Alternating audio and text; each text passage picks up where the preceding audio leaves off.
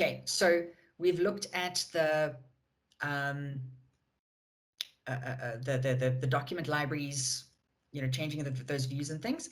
We need to cover the homepage banner image and updating navigational links. So we are going to do that next. Any questions before we go over to that?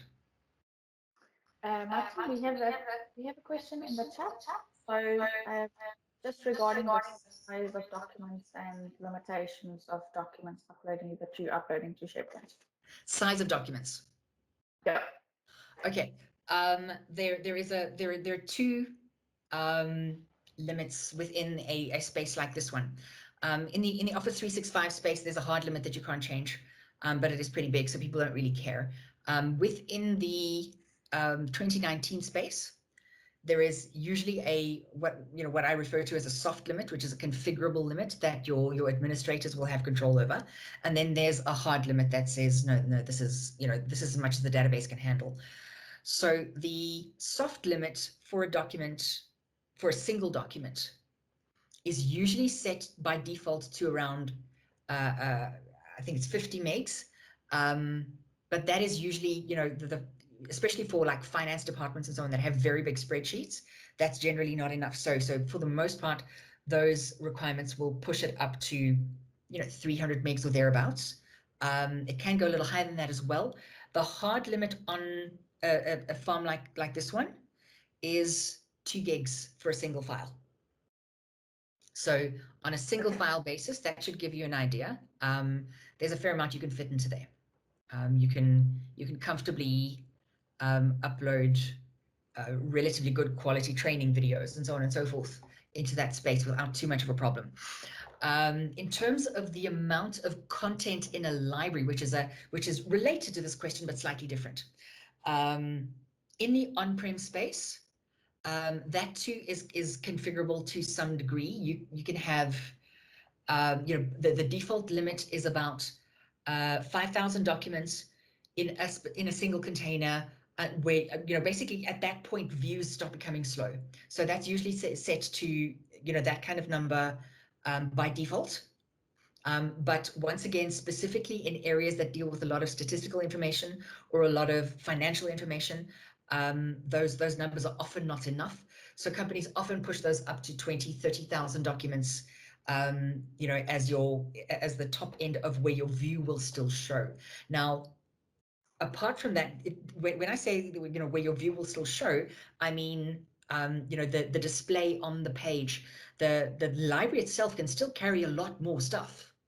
I've seen libraries with 100,000 documents in them.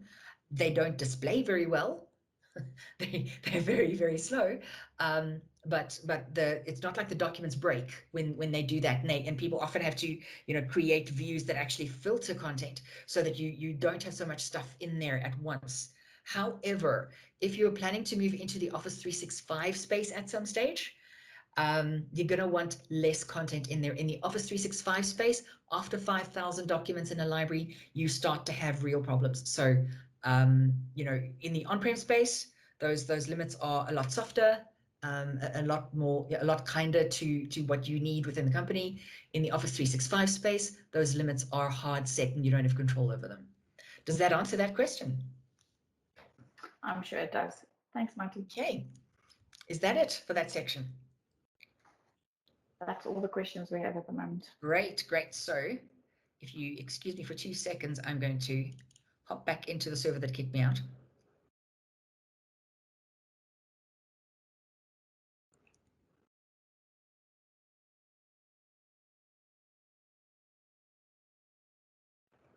Today would be lovely. Oh, there we go. Right. So where was I? I was here. So we're going to look at the home page and the layout of the home page and how to change elements here. So as we said very quickly earlier, we have a few basic elements on this page that are reusable and that you can add to or move around and so on and so forth. So we're going to edit the page. Now, I should probably mention here as well that not everyone will have permissions to edit the page. You know, you wouldn't want you know, anyone and everyone to have access to, you know, to change the landing page layout just because. You would want that in the hands of people you trust. So you'll probably want to lock that down to, you know, your trusted team members rather than you know, just any person who uses the site.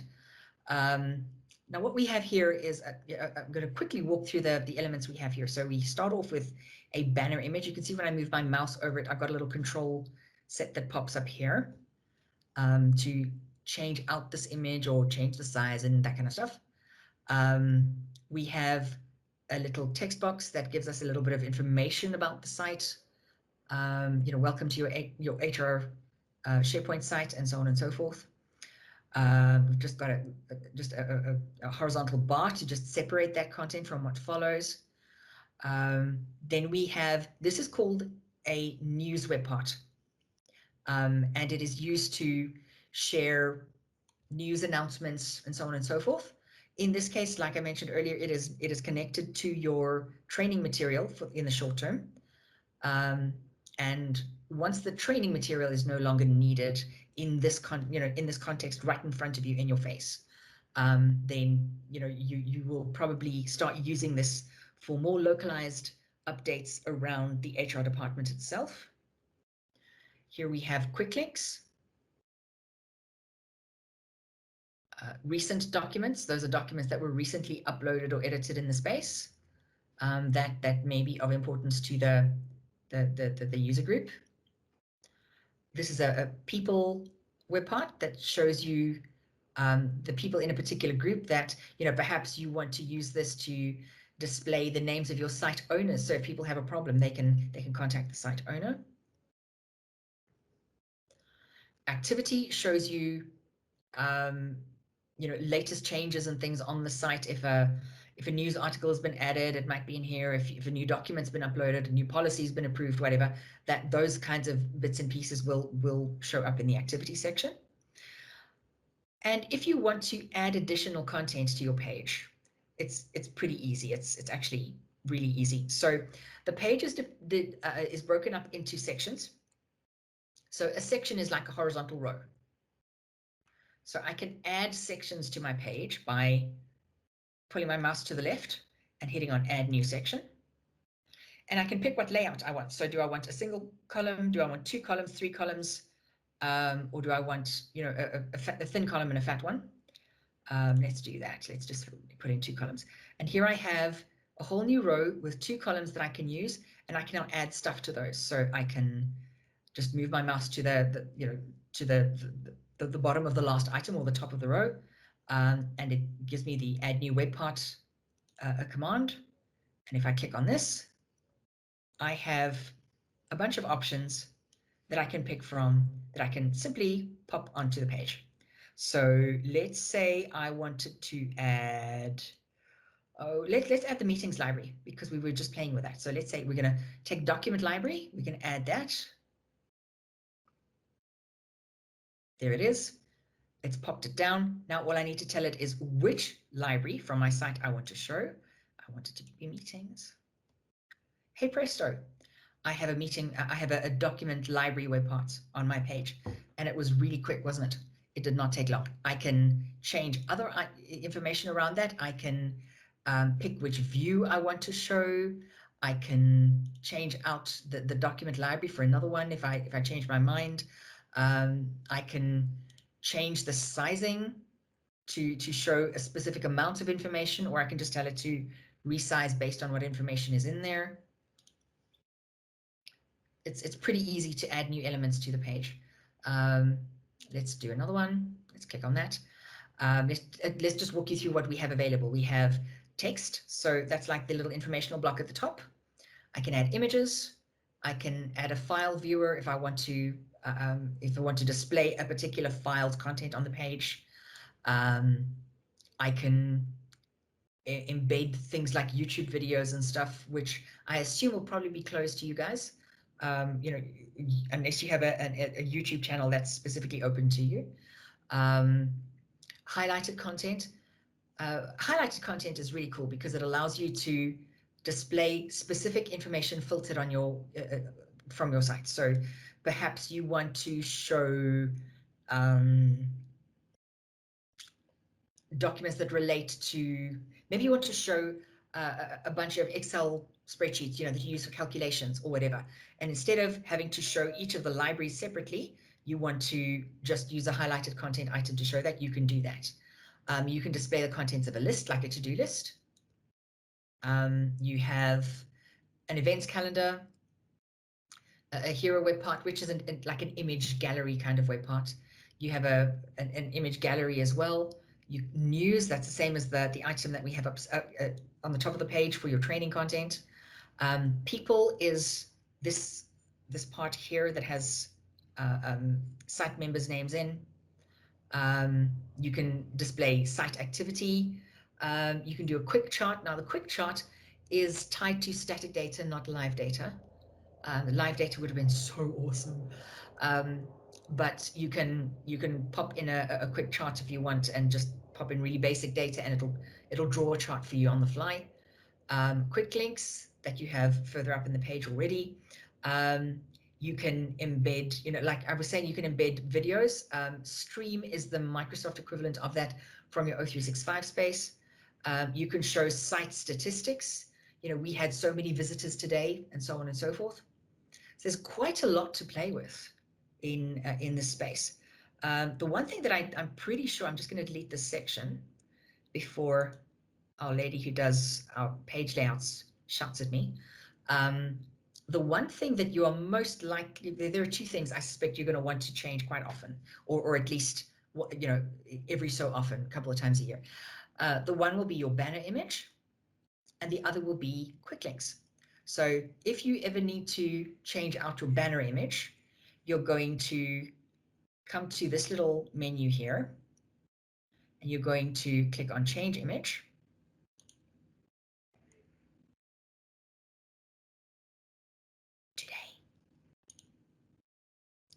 Oh, it's a bit slow. There we go. And I can pick an image from something that was recently uploaded. I can upload from my machine. I can give it a link. I can point it to a link and upload an image from there. And I can actually change out that banner image pretty much instantly. Okay, so that's that section. Quick links, I think, is probably going to be quite important to you. So let's take a look at this. In the O365 space, this component does offer you a lot more to play with, but in this space, it is still quite powerful. So if you ever need to add a quick link, you're going to hit the add button, and you can add either recent content. You can link to content on your site in whichever container. You can upload a document to link to, or you can point it to a specific link. So for instance, in your current quick links, you have a link to your intranet that you would do from a link item. Now, once you have, close please. Once you have your link created, you can go to some trouble to to change the layout and so on. So for that, you would go to the edit button. Now you can change the link, you can change the label of the link, but you can also upload an image to use as an icon in this layout. And I quite like the fact that you can customize your icons to your heart's content and turn them into something that fits your space. I'm extremely fond of that. So I think probably you guys are going to use the quick links quite a lot. You'll change your banner from time to time, and eventually you'll start using the news component quite a lot as well. So let's look at how to add a news story. To add a news story, you actually don't need to be in here. You can just do that from the page. Let's pop out. If I want to add a news story, I literally just go to add. and I start to create my new story. I can add a picture for a banner. I can give it a name, and I can start building my page. So in this case, I'm just going to put in some text. This is a test page, and I've created my new story, and all I need to do now is publish it. Simple as that. Now, there you can see the new story I just created. It's already been added to my page. If I create an image to, like, if I put a banner image on there, then the background will change to the banner image. Oh, and actually, while we're here, let me show you how to change this layout as well. I love how easy these tools are to use, and it's, you know, it's pretty difficult to completely destroy things. So, you know, changing the layout of a web part for the most part won't do any major damage. So, you know, you can change it, then go, oh, I don't like that, and change it back again. So we'll just do that. Now, right now it is set to the top story look, which means my big story will take pride of place, and then I've got, you know, icons to the rest of the stories in my list. I can change it to a list view as well, which gives me that kind of layout. Or I can make my stories side by side, which will, when this window is closed, we'll put them, you know, 2 stories next to each other, kind of thing. I'm going to pop back to top story once again because I prefer not to get killed. But that's my news component.